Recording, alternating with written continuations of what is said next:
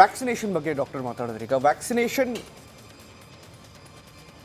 ಪ್ರಭಾವ ಈಗ for example ಹೇಳಿ, ಈಗ ನಾನು 2 ವ್ಯಾಕ್ಸಿನ್ ಹಾಕ್ಕೊಂಡಿದ್ದೀನಿ ಡೋಸ್.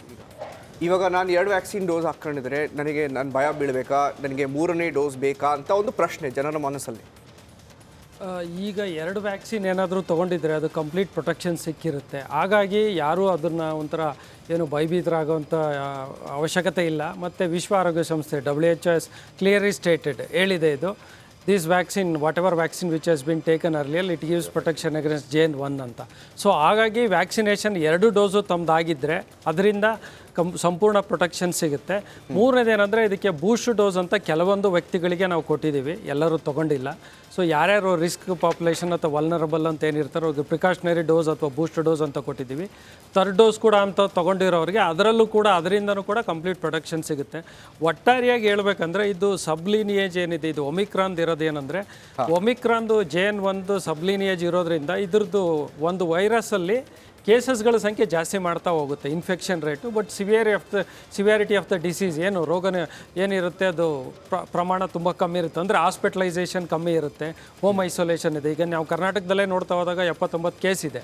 ಅದರಲ್ಲಿ ಭಾಳಷ್ಟು ಕೇಸ್ಗಳು ಹೋಮ್ ಐಸೋಲೇಷನ್ ತೊಗೊತಾ ಇದೆ. ಬಟ್ 12 ಕೇಸ್ ಏನೋ ಹಾಸ್ಪಿಟಲಲ್ಲಿದೆ, ಅದರಲ್ಲಿ 4 ಕೇಸು ICUಲ್ಲಿದೆ.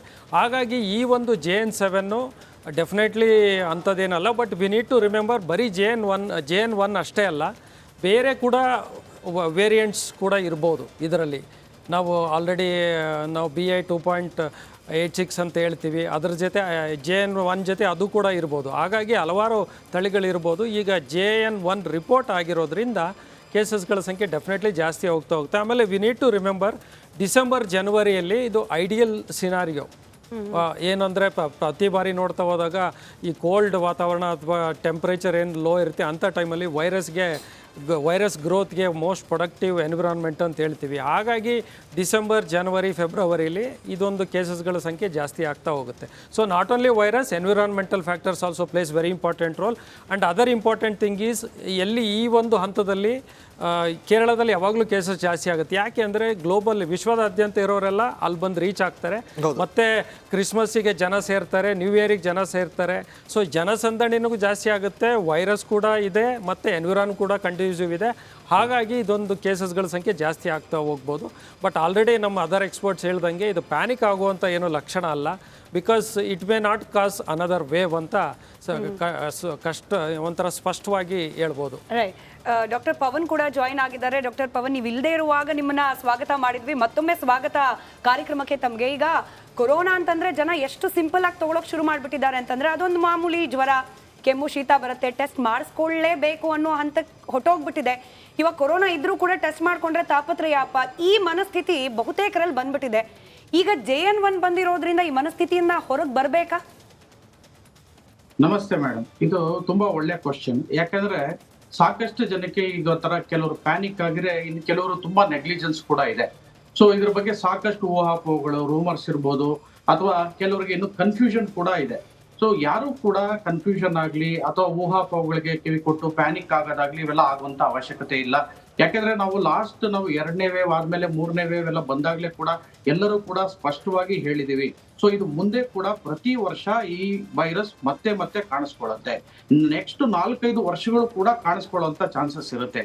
ಇದರದೇ ಬೇರೆ ವೇರಿಯಂಟ್ ಇರ್ಬೋದು, ಅಥವಾ ಈಗ ನಮ್ಗೆ ಏನೀಗ ಸಬ್ ವೇರಿಯಂಟ್ ಒಮಿಕ್ರಾನ್ದೇ ನಾವ್ ಏನೀಗ ಉಪತಳಿಗಳು ಅಂತ ಹೇಳ್ತೀವಿ. ಸೊ ಇವೇ ಈಗ ಕಾಣಿಸ್ಕೊತಾ ಇದೆ. ನಮ್ಗೆ ಈಗ ಹೊಸದು ಯಾವ್ದು ಕೂಡ ಕಾಣಿಸ್ಕೊತಾ ಇಲ್ಲ. ಈ ಒಮಿಕ್ರಾನ್ ಉಪತಳಿಗಳೇ ಈಗ ಸಾಕಷ್ಟು ಕಾಣಿಸ್ಕೊತಾ ಇವೆ.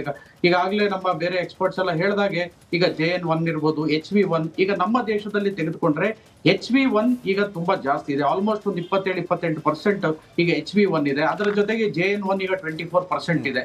ಈಗ ಕೇರಳದಲ್ಲೂ ಕೂಡ ಇದು ಜಾಸ್ತಿ ಆಗಿದೆ. ಸೊ ಹಾಗಾಗಿ ನಮ್ಮ ಪಕ್ಕದ ಸ್ಟೇಟ್ ಆಗಿರೋದ್ರಿಂದ ಎಷ್ಟೋ ಜನಕ್ಕೆ ಇದ್ರ ಬಗ್ಗೆ ಸ್ವಲ್ಪ ವರಿ ಅಥವಾ ಟೆನ್ಷನ್ ಇದೆ. ಇದ್ರ ಬಗ್ಗೆ ವರಿ ಮಾಡ್ಕೊಳ್ಳೋ ಅವಶ್ಯಕತೆ ಇಲ್ಲ. ಸೊ ಬರ್ತಾ ಬರ್ತಾ ಈ ವೈರಸ್ ಏನು ಸಿವಿಯರಿಟಿ ಇರುತ್ತೆ ಅದು ಕಮ್ಮಿ ಆಗ್ತಾ ಹೋಗುತ್ತೆ. ಅದು ನೇಚರ್. ನಾವೇನೀಗ ನ್ಯಾಚುರಲ್ ಆಗಿ ನಾವು ನೋಡ್ತೀವಿ, ನ್ಯಾಚುರಲ್ ಆಗಿ ಯಾವುದೇ ಒಂದು ವೈರಸ್ ಇರ್ಬೋದು, ಬ್ಯಾಕ್ಟೀರಿಯಾ ಇರ್ಬೋದು, ಅದು ಇನ್ಫೆಕ್ಷನ್ ರೇಟ್ ಏನಿರುತ್ತೆ ಪ್ರತಿ ಸಲನೂ ಕೂಡ ಅದು ನೆಕ್ಸ್ಟ್ ಟೈಮ್ ಇನ್ಫೆಕ್ಷನ್ ಕಾಸ್ ಮಾಡುವಾಗ ಮ್ಯೂಟೇಷನ್ಸ್ ಆಗಿ ಅದರ ವಿರುಲೆನ್ಸ್ ಕಮ್ಮಿ ಆಗ್ತಾ ಹೋಗುತ್ತೆ. ಸೊ ಇದು ಕೂಡ ನಾವು ಲಾಸ್ಟ್ ವರ್ಷ ಇದೇ ಟೈಮ್ ಅಲ್ಲಿ ಹೊಸ ವರ್ಷ ಬರುವಂತ ಟೈಮ್ ನಲ್ಲೇ ಜಾಸ್ತಿ ಆಗಿತ್ತು. ಆಗ್ಲೂ ಕೂಡ ಸ್ವಲ್ಪ ಪ್ಯಾನಿಕ್ ಇತ್ತು, ಹೊಸ ವರ್ಷ ಬ್ಯಾನ್ ಮಾಡ್ಬೇಕಾ ಬೇಡವಾ, ರೆಸ್ಟ್ರಿಕ್ಷನ್ಸ್ ಹಾಕ್ಬೇಕಾ, ಮತ್ತೆ ಲಾಕ್ ಡೌನ್ ಬರುತ್ತಾ ನೋಡಿ, ಅದು ಕೂಡ ನಮ್ಗೆ ಪಾಸ್ ಆಯ್ತು. ಸೊ ಎಲ್ಲೂ ಕೂಡ ಲಾಕ್ ಡೌನ್ ಆಗ್ಲಿಲ್ಲ, ಸ್ವಲ್ಪ ರೆಸ್ಟ್ರಿಕ್ಷನ್ಸ್ ಅನ್ನ ಹಾಕಿದ್ರು. ಹಾಗೂ ನಾವು ಕೂಡ ಹುಷಾರಾಗಿರ್ಬೇಕು. ಈಗ ಮನೆಗಳಲ್ಲೂ ಕೂಡ ಪ್ರತಿಯೊಬ್ರು ಕೂಡ ಒಂದನ್ನ ಅರ್ಥ ಮಾಡ್ಕೋಬೇಕು. ಈಗ ಕೋವಿಡ್ ಬಂದಿದೆ, ಹೊಸ ವೇರಿಯಂಟ್ ಏನಿಲ್ಲ, ನಮ್ಗೆ ಇದೇನಿದೆ ಮುಂಚೆ ಒಮಿಕ್ರಾನ್ ಇದೆ, ಅದರ ಉಪತಳಿಗಳು ಮಾತ್ರ ಬರ್ತಾ ಇವೆ. ಸೊ ಈ ಉಪತಳಿಗಳು ಅಷ್ಟೊಂದು ಸೀರಿಯಸ್ ಆಗಿ ಇನ್ಫೆಕ್ಷನ್ ಕಾಸ್ ಮಾಡ್ತಾ ಇಲ್ಲ.